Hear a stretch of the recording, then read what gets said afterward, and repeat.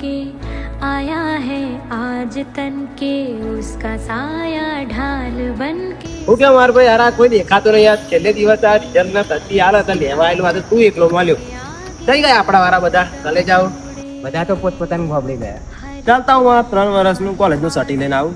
जमी से है फलक तक उसकी आंखें बाज जैसे हर तरफ देखें। તો ભાઈ આ ભાઈબંધો નહીં યાર ખરેખર ભાઈબંધી વગર નહીં ચાલતું યાર બધા વગર ચાલે પણ ભાઈબંધી વગર નહીં ચાલતું